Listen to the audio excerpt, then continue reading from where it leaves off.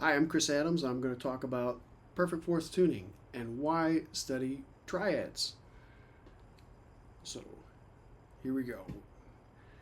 First of all, to review, what is perfect fourth tuning? That's kind of the theme of this channel. And you take the standard tuning, where we go across on the 5th fret to tune up. And instead of going to the 4th fret, here we go to the 5th fret. So we have fourths all the way across: E, A, D, G, C, F. That's how this guitar is tuned. And on other guitars, most of my other guitars, honestly, I'm tuning the bottom 4 strings down. So I gain one note instead of losing one note. But anyway, I have other videos that go into more detail about just that. There's going to be a link to some Triad PDFs in the description. And so, okay, why study triads at all? So if you watch a lot of guitar videos like I do, a lot of people talk about triads. Why? So they're the foundation of Western harmony, and they're how chords are built and melodies are built.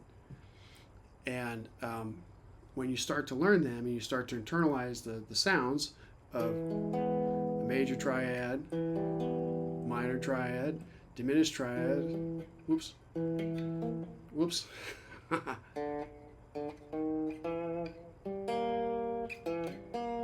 my fingers are not helping me today, and then an augmented, they're part of, once you start learning them this way, you'll see them and hear them inside the familiar songs and riffs and melodies.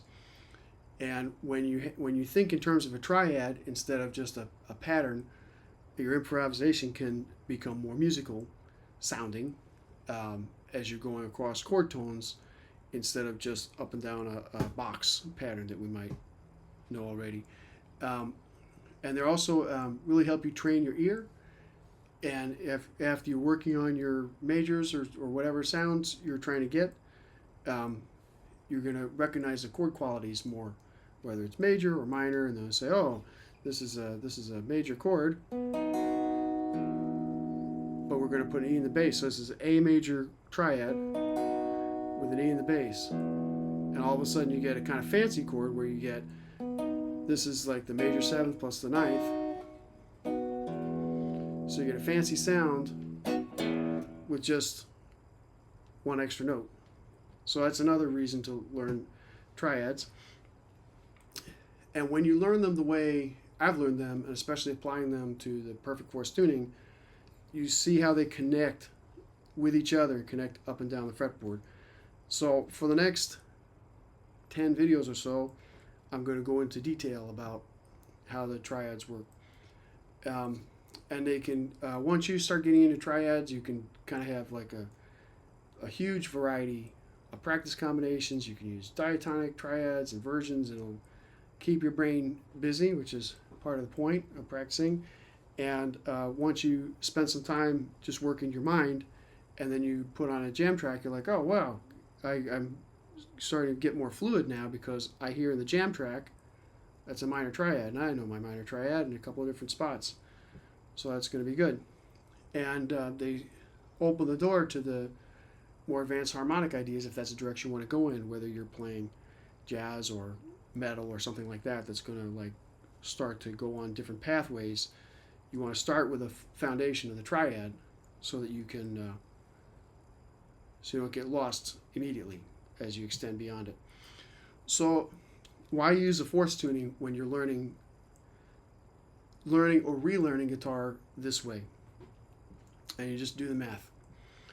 So in perfect fourth tuning, you have 4 versions of each chord, 3 inversions of each chord, and 4 different triads, which is 48 shapes. So let me see, my hand is not cooperating very much today. So the 4 versions of a triad would be, I'll play this A triad. So you have 3 notes on one on each string. So that's version 1. Here's another version where your root's on one string, and you play it this way. And then so 1 note on this string, 2 notes on this string. Then this one, one note on, two notes on this string, one note on this string, and then all on one string. Okay, so that's 4 versions of each triad, and then 3 inversions. So here's the root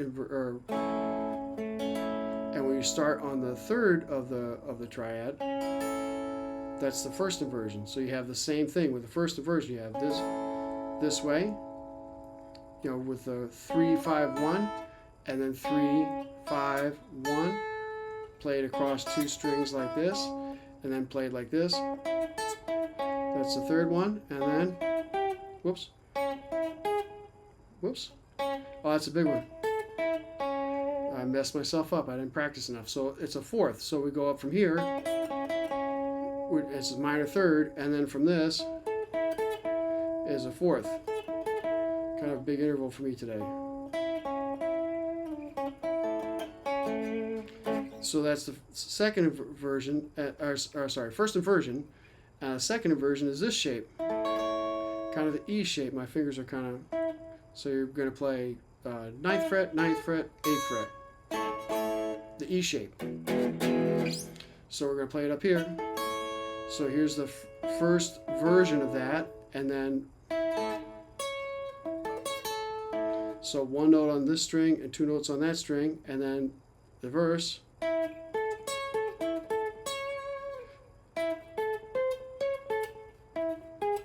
Whoops. So there, and then so that's 12 versions of one triad, 12 ways to play one triad, and then you multiply that by the 4 triads of minor, major, augmented, and diminished.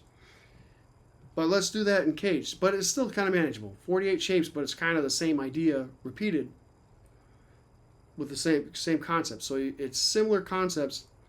So you're really just learning 3 concepts, and then you're using geometry to stack them up against each other. The reason what got me stuck for a long time in not learning this was that cage makes it too hard, because there's 12 additional shapes per inversion as you go across the neck, because of it's not in fourths anymore.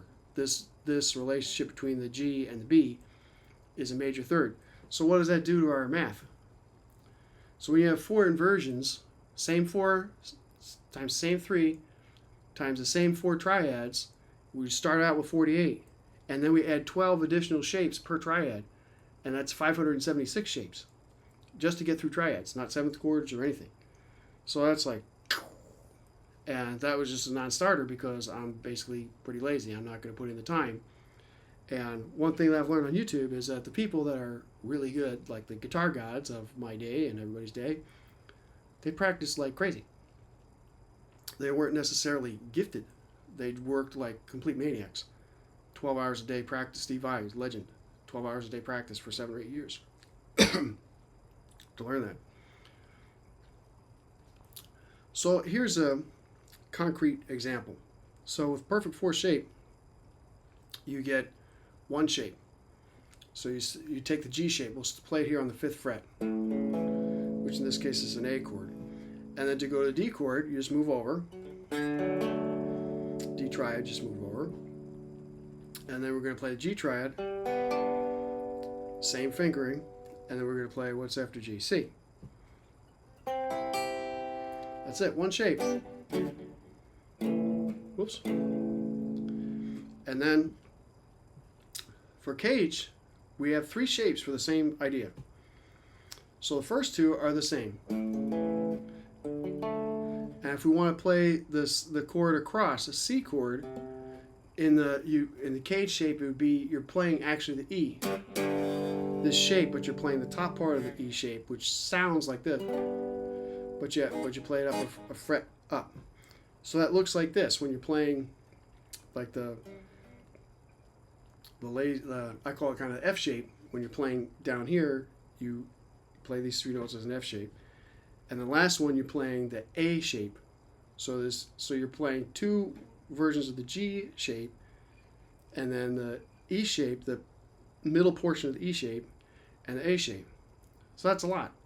And perfect source is just 1 shape the whole time. So anyway, that's why. And so for the next, I forget which one this is, 9. So for the next 20, I'm going to go through each triad and each inversion through the whole thing and show you the whole thing. So in my books, the Triad Studies is a very comprehensive book for those of us who want to go like and not skip anything. What I found a lot when I'm watching videos is I'm watching someone who's much better than me, and they say, well, I just do this, whap, and I was like, I'm totally lost. So this is part of my goal to break it down into first principles for myself and hopefully for other people. Thanks for making this far, and I'll see you in the next one.